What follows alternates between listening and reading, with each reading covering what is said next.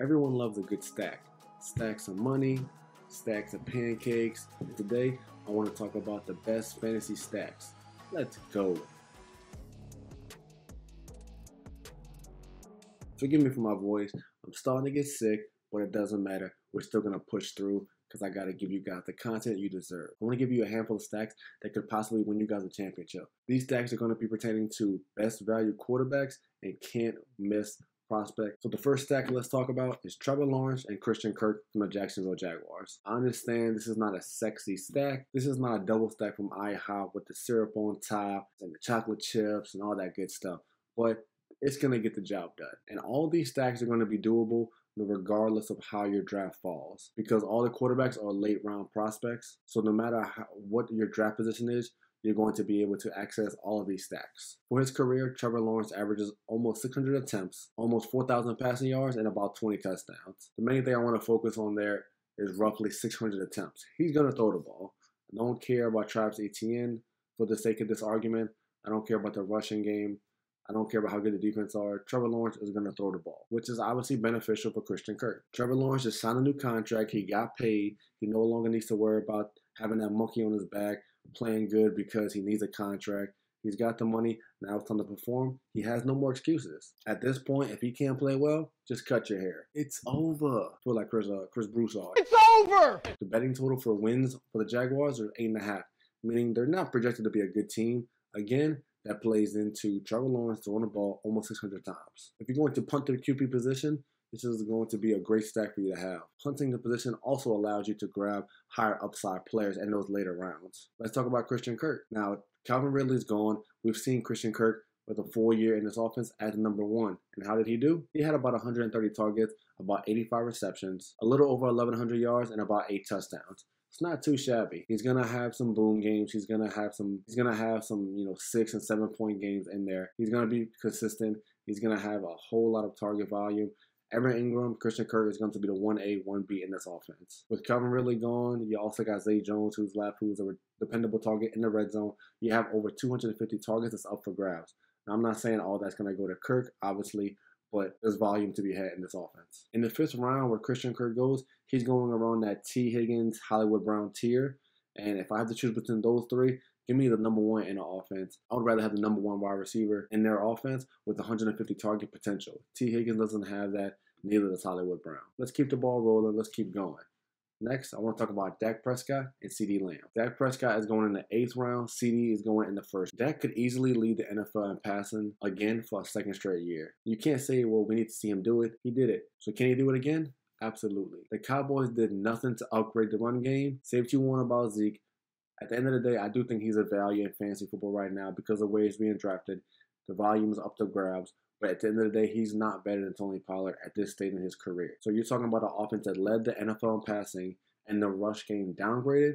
What do you think is going to happen? He should be a shoo-in for over 600 attempts this year. As of this recording, Dak Prescott has not been signed, so he's playing for a contract. He's betting on himself. He's playing for that next deal. It probably won't be with the Cowboys, regardless of how good he plays. All the starters are returning. You got CeeDee Lamb. You got Brandon Cooks. You got Jake Ferguson. You lost Michael Gallup, but what was he really in this offense? All signs point to a high-powered offense. Now, speaking of leading the NFL, CeeDee Lamb could very well lead the NFL in all wide receiver categories: targets, receptions, yards, touchdowns. He is a bona fide wide receiver 1, and he has no competition for those targets. Brandon Cooks, yes, he's going to get some value. CeeDee Lamb should be upwards of 25-30% of the target share. Offense is going to throw the ball possibly 40 times a game. What more could you ask for fantasy football in your wide receiver 1? He doesn't have the target competition like a Jamar Chase with T. Higgins, like a Tyreek Hill with Jalen Waddle. So I do think that CeeDee Lamb is one of the safest wide receivers in the early rounds, which is why he's being drafted as a top 4 pick right now. This offense has to run through CeeDee Lamb, and that's going to be good for this stack. Next, let's talk about Jared Goff and Amon Ra. Jared Goff is going in the 11th round like Trevor Lawrence. Amon Ra is going in the 1st round like CeeDee Lamb. So if you miss on the Dak CeeDee stack, don't get your feelings hurt. You can easily grab Amon Ra and go for Jared Goff later on in the draft. Some of the benefits of having Jared Goff is we've seen what he does with no protection. And without protection, he looks like Stevie Wonder out there. He's just throwing the ball with his eyes closed. But we've seen what he can be with a great line. PFF has the Lions rated as a #1 offensive line going into 2024. So you know what that means for Jared Goff? Success. Jared Goff quietly finished top 4 in yards and touchdowns last year. Who would have thought? Yes, he is a boring pick at the quarterback position. Again, you have to punt the quarterback position. He doesn't give you much with his legs, but what he can offer with his arm, with Sam Laporta, Amon Ra, Jameson Williams, Jahmyr Gibbs, he had 30 touchdowns last year. And I think that could also go up with the emergence of the weapons in this offense. You might not have known, but he scored more points than CJ Stroud, Patrick Mahomes, and Tua last year. Jared Goff. With Amon Ra, he's going to get targets. That's already known. He finished top 5 in targets last year and never had less than 6 targets in any game, and that's including getting hurt and missing time. He's going to fall to you at the end of the first round. So again, if you miss on guys like Tyreek Hill, Jamar Chase, CeeDee Lamb, don't be hesitant to pick up Amon Ra. If you look at his career, he's literally gotten better every single year. He's on the Justin Jefferson trajectory, where he's going to get more receptions, more yards, more touchdowns. He just gets better with time. He ages like fine wine. And that rhymed, and I wasn't even trying. In my humble personal opinion, he actually has a chance to lead the NFL in reception this year, and that's not an understatement. This is actually one of my favorite stacks. If I'm at the end of the first round and I'm not liking the running backs, I'm perfectly fine grabbing Amon Ra, knowing that I have that safety blanket, but also knowing that he could blow up on any given week. Now, this is probably my favorite stack of the video. I want to talk about Kyler Murray and Trey McBride. Right now, Kyler Murray is going in the 8th round, which is a steal. Probably the best value in fantasy football. Trey McBride is going in the 3rd round, right around the Travis Kelce, Sam Laporta range, depending on your league settings, 3rd round-ish, 4th round-ish. But again, right around the Sam Laporta, Travis Kelce tier. I've already touched on Kyler Murray and his passing ability in previous videos, but last year I want to mention in the 8 games that he played, he averaged about 30 rushing yards, and that was after the injury. So if you extrapolate that for a 17-game pace, that was over 500 yards. 500 yards is the magical number as a quarterback. Rushing yards is going to give you more points than passing yards. So if you have a quarterback that can give you 3 to 4 points a week strictly based off rushing, that's something you have to look into. He has pretty good weapons. He has Trey McBride. He has Marvin Harrison. Yes, he's a rookie. We need to see what he can do. But again, we've seen rookies come into this league and do very well. I have no doubt in my mind Marvin Harrison will do just that. Zay Jones coming over from Jacksonville, and Michael Wilson, who was a big target in the red zone. I don't expect him to do much, but again, at the very least, he's a target in the red zone for Kyler. Now, one of the things I like about doing this stack is I'm not always a fan of drafting a onesie position early, but if you're going to do so, especially doing a double onesie, meaning a tight end and a quarterback, you want a difference maker at that position. And that's what Kyler Murray can be, and that's most definitely what Trey McBride is. After Ertz was out of the picture starting week 8, he averaged over 8.5 targets a game, 6.5 receptions, and 65 yards per game. He has the clearest path to lead tight end and targets. Obviously, Travis Kelce is probably going to be number 1 on that list, but with the time off they're going to give him during the season, we don't know. Sam Laporta, you got Amon Ra. Kyle Pitts, we need to see what that rapport is like with Kirk Cousins, and is Drake London number 1 or Kyle Pitts? So if I had to put my money on it, he's going to lead the NFL in targets as a tight end. And if you're going to give Trey McBride over 100 targets, which is what he got last year, he's going to do well for you in fantasy football. And he has a chance to finish as the number 1 tight end.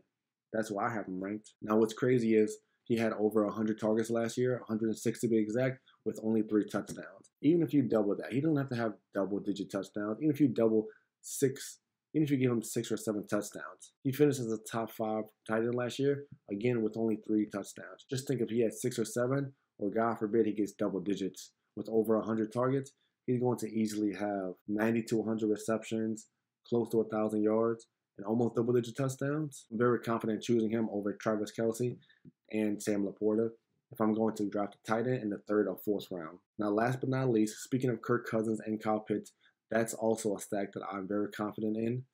Kirk Cousins is basically going undrafted in the 13th round last now. Kyle Pitts is going in the 6th round. So again, you kind of have to make a decision on if you're going to draft a tight end early to go with this stack. Kirk Cousins has never really been the quarterback to depend on his weapons, but he does make his weapons around him better. And you got Drake London, you got Bijan, you got Kyle Pitts. This might be arguably the best offense he's ever been in. And we're also talking about an offense he's been in with Justin Jefferson. And that's saying a lot. PFF also ranks the Atlanta offensive line top 6 in the NFL going into this season, which again is probably good for a quarterback who just came off the ACL injury and who's not going to give you much on the ground. You can pretty much write it up now. Kirk is good for 4,000 yards, 30 touchdowns. That's his averages over his career, as long as he's played a full season. And Kirk is going so late in drafts. Again, if he doesn't work out for you, you can always have a backup quarterback that you can draft at the end of the draft, or you can have someone ready to pick up off the waiver wire. And if you want to say, well, Kirk Cousins is towards the end of his career, maybe he doesn't have it anymore. Last year, he was on pace for almost 5,000 yards and 40 touchdowns, and that was in 8 games before he tore his ACL. He can still sling the ball with the best of them, with the Patrick Mahomes, with the Josh Allens. He has great arm talent. I'm not really sure why he's continuously disrespected. Well, let me stop. I understand why he's continually disrespected. That's because he can't win games in prime time. But that doesn't matter for fantasy football. Is Jameis Winston good in prime time? Does Jameis Winston win games? No. Do we love him fantasy football? Yes. Well, I'll tell you this. Comparing Jameis Winston to Kirk Cousins was not on my bingo card for 2024. But here we are. At the end of the draft, he won't be sniped by one of your teammates. He'll fall to you in drafts every single time. Now let's talk about Kyle Pitts with that 6th-round draft pick. Over the last 5 years, Kirk Cousins has thrown, on average, about 90 targets to the tight end every single year. If you give Kyle Pitts 90 targets, the sky is the limit. I don't think he's ever had an athletic tight end like Kyle Pitts. He's had the TJ Hawkinsons of the world. He's never had a freak athlete, especially in the red zone with Kyle Pitts. I'm pretty sure that Kirk Cousins will undoubtedly end his touchdown woes for Kyle Pitts. He's going to get him the ball in the red zone. I can guarantee it. He has the upside of a top 3 tight end, and that's something worth going in on. So that's going to be the end for today. Thanks for tuning in. See you later. Thanks for tuning in and following along with us on this journey to become the #1 fantasy football company in the state of Louisiana.